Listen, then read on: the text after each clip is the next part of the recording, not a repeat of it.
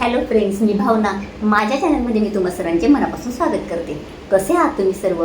I hope तुम्ही सर्व आनंदात असाल. स्वामींच्या कृपेने तुमच्या सगळ्या चांगल्या इच्छा पूर्ण होत आजचा दिवस तुम्हाला खूप छान आणि आनंदाचा जाऊ. 29 जून रोजी म्हणजे सोमवारी वटपौर्णिमा आहे. वटपौर्णिमा ही प्रत्येक महिलांसाठी अतिशय महत्त्वाची मानली गेली आहे.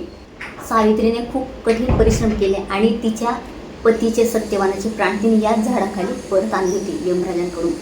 तर असे हे व्रत आहे, म्हणजे महिला जर मनात आले तर ती काहीही करू शकते. म्हणजे तिच्यामध्ये तेवढी शक्ती आहे, आपल्यामध्ये तेवढी शक्ती आहे, परंतु आपल्याला हे कळत नाही. तर प्रत्येक स्त्रीमध्ये एक देवी असते.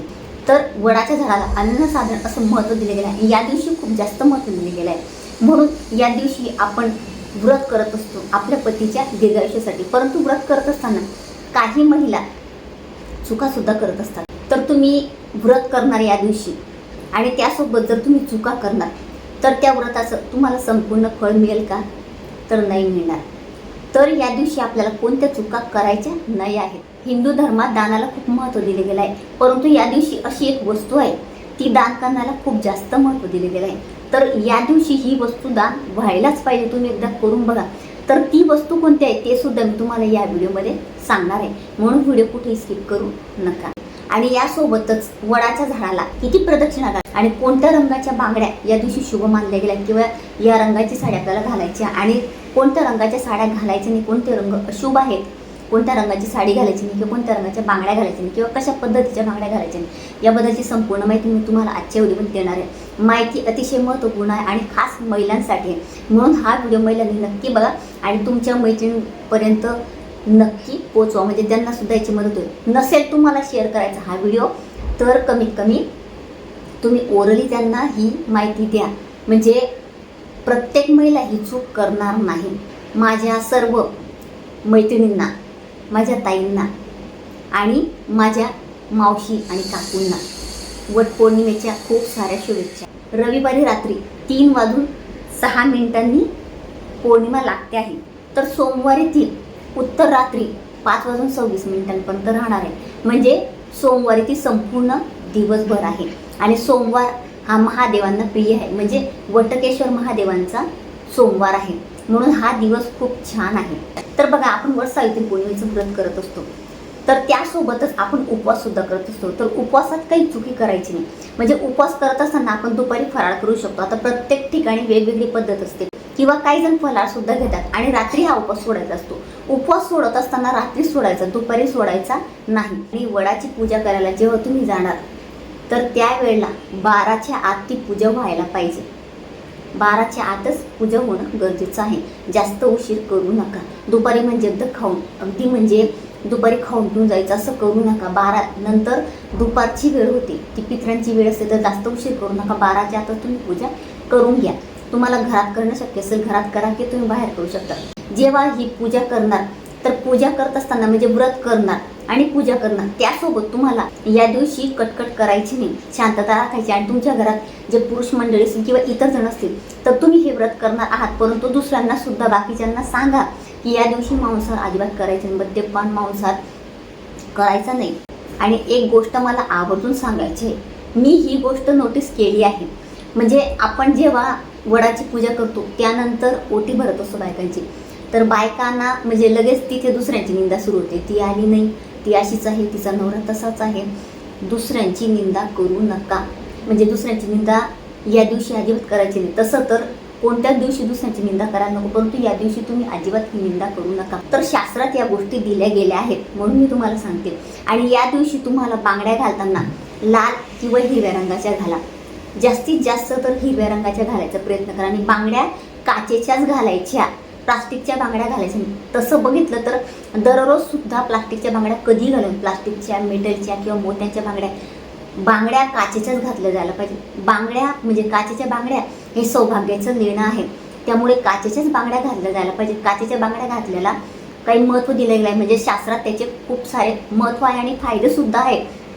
त्यामुळे काचेच्याच बांगड्या घाला. एक का घालत नाही तुम्ही, पण काचेच्याच घाला. आणि निळ्या रंगाची बांगडी तर अजिबात घालायची नाही. हिरव्या घाला, लाल घाला, किंवा म्हणजे महत्त्व आहे याचं. बाकी तुम्हाला दुसऱ्या जर मॅचिंग काही घालायचे असेल साडीवर तुम्ही घालू शकता, परंतु हिरव्या किंवा लाल घालायचा प्रयत्न करा आणि निळ्या किंवा काळ्या आणि पांढऱ्या रंगाच्या बांगड्या अजिबात घालायच्या. आणि यासोबतच साडी घालताना काळ्या रंगाची, निळ्या रंगाची किंवा पांढऱ्या रंगाची साडी घालू नका. कुठल्याही कलरची तुम्ही घालू शकता. सगळ्यात महत्त्वाचं म्हणजे पिवळी किंवा लाल रंगाची साडी घातली तर अतिशय उत्तम, नसेल तर दुसरी घातली तरी सुद्धा चालेल. आता यासोबतच प्रेग्नंट महिला म्हणजे बऱ्याच जणांच्या मनात प्रश्न असतो आणि मला कमेंट पण आहेत की ताई आम्ही प्रेग्नंट आहोत तर आम्ही पूजा करू शकतो का वडाच्या झाडाची. तर बघा 6 महिन्यांपर्यंत तुम्ही पूजा करू शकतात वडाच्या झाडाची. 7, 8 किंवा 9वा महिना असेल तर तुम्ही वडाच्या झाडाची पूजा नका करू, फक्त लांबून तुम्ही पूजा केली तर चालेल, हात लावायचा नाही. तर या पद्धतीने करायचं आहे आणि घरात शांतता राखायचा प्रयत्न करा. आणि सगळ्यात महत्त्वाचे म्हणजे ही चूक करू नका, ती म्हणजे आपल्या पतीशी भांडायचं नाही या दिवशी. म्हणजे अगदी प्रेमाने वागायचं आहे. आणि वडाच्या झाडाला किती फेऱ्या मारायच्या, तर वडाच्या झाडाला काही ठिकाणी 3 फेऱ्या मारतात, काही ठिकाणी 7 मारतात, तर काही ठिकाणी 21 फेऱ्या मारतात. जशी तुमच्याकडे पद्धत असेल तसं तुम्ही मारू शकता. आता आमच्याकडे 7 फेऱ्या मारायची पद्धत आहे तर मी 7 फेऱ्या मारते. हिंदू धर्मात दानाला अतिशय महत्त्व दिले गेलं आहे. तर या दिवशी आपल्याला दान करायचं आहे. दान आपण करतो तर त्याचं कैक पटीने आपल्याला पुण्याचं फळ मिळत असतं. दान केल्याने आपल्या ज्या काही समस्या असतात त्या दूर होतात, आपले दुःख संकट दूर होत असतात आणि आपल्याला पुण्याची प्राप्ती होते. परंतु या दिवशी एक वस्तू आहे ती दान करण्याला अतिशय महत्त्व दिलेलं आहे. ती वस्तू म्हणजे झाडू, जिला शिरेसुद्धा म्हणतात. काही ठिकाणी शिरे म्हणतात, काही ठिकाणी झाडू म्हणतात, म्हणजे केसुनी. तर झाडू छोटा असेल किंवा मोठा असेल, म्हणजे झाडू घेतला किंवा जो लांब झाडू येतो बघा तो सुद्धा तुम्ही घेऊ शकता. आता झाडू आणत असताना तुम्हाला आदल्या दिवशीच आणायचा आहे आणि आदल्या दिवशी काय करायचं, त्याची पूजा करायची. हळद कुंकू अक्षदा अर्पण करून त्याची पूजा करायची.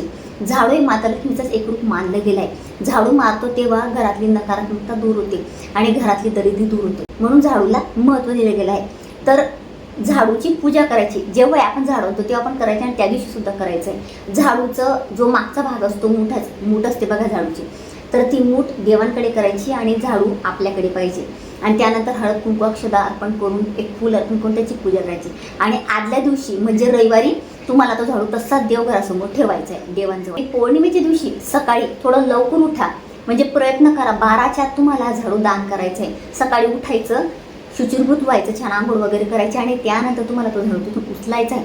आणि उचलल्यानंतर तो झाडू एका पिशवीत टाका, कोणाला दिसणार नाही असं करायचं आहे. म्हणजे ते गुप्तदान करायचं आपल्याला, कोणाला माहिती पडायचं आहे. त्यानंतर तुम्हाला लक्ष्मी मातेचं एखादं मंदिर बघा किंवा महाकालीचं, लक्ष्मी मातेचं असेल तर अतिशय उत्तम, नसेल तर तुम्ही कुठल्याही देवीच्या मंदिरात जाऊ शकतात. तिथे गेल्यानंतर तुम्हाला तो झाडू दान करायचा. म्हणजे कसं होईल, सकाळी जर तुम्ही तो झाडू दान केला तर कोणाला दिसणार नाही, गुप्तदान होईल हे. आणि त्यानंतर तुमच्या झाडूचा वापर तिथे केला जाणार आहे. म्हणजे कोणाच्या तरी हाताशी लागेल, कोणाला दिसेल असाच तो झाडू तुम्हाला शेजारी म्हणजे दिसेल असाच ठेवायचं, कुठेतरी लपून ठेवू नका. तर असं तुम्हाला समोर झाडू ठेवायचं आणि झाडू ठेवल्यानंतर कोणाशी बोलायचं नाही, कोणाकडे बघायचं नाही, कोणाला काही सांगायचं पण नाही की मी कशासाठी आली होती. तर असं तुम्हाला गुप्तदान करायचं आहे. प्रत्येक वटपौर्णिमेच्या दिवशी अशा पद्धतीने गुप्तदान करायचं झाडूचं. खूप म्हणजे तुम्हाला याचं इतकं पुण्यफळ मिळणार, मी खरं सांगते तुम्हाला. फक्त व्हिडिओ बघून सोडू नका. मी जे सांगते ना ते करायचा प्रयत्न करा आणि करणार ना तरच तुम्हाला अनुभव येणार आहे, त्याशिवाय अनुभव येणार नाही. आणि या सगळ्या सेवा उपाय जे काही असतं ना ते मी कुठून उचलून आणत नाही. हे मी सगळे केंद्रातली माहिती तुम्हाला देते. मी केंद्रात जाते, मला केंद्रात या सगळ्या गोष्टी माहिती पडतात आणि त्या गोष्टी मी फॉलोअप करत असते. मी करते त्यानंतर मी तुम्हाला देत असते. त्या गोष्टी मी माझ्या घरात करते, त्या गोष्टी मी तुम्हाला देते. तर जसं माझं कल्याण होत आहे, माझं भलं होत आहे, तसंच तुमचं सुद्धा व्हावं असंच मला वाटतं. म्हणून तुम्ही हे उपाय, हे सेवा करत चला आणि व्हिडिओ इतरांना सुद्धा शेअर करा तुमच्या मैत्रिणीपर्यंत. म्हणजे घराघरात आपल्याला स्वामी सेवेकरी घडवायचे आहेत, अध्यात्म घराघरात न्यायचं आहे, इतकंच मला तुम्हाला सांगायचं आहे. तर बरीच मी तुम्हाला माहिती दिली आहे. तर तरीसुद्धा तुम्हाला काही समजलं नसेल तर तुम्ही मला कमेंटमध्ये विचारू शकता. तर अतिशय छोटीशी माहिती ती जी मला तुम्हाला द्यायची होती. जर तुम्हाला माझा आजचा व्हिडिओ आवडला असेल तर व्हिडिओला लाईक, शेअर, चॅनलला सबस्क्राईब आणि आपल्या भावनाज लाईफस्टाईल फेसबुक पेजला आणि इंस्टाग्राम पेजला फॉलो नक्की करा. आणि कमेंटमध्ये श्री स्वामी समर्थ नक्की लिहा. पुन्हा भेटूया अशाच एका नवीन व्हिडिओसोबत. तोपर्यंत सर्वांना श्री स्वामी समर्थ.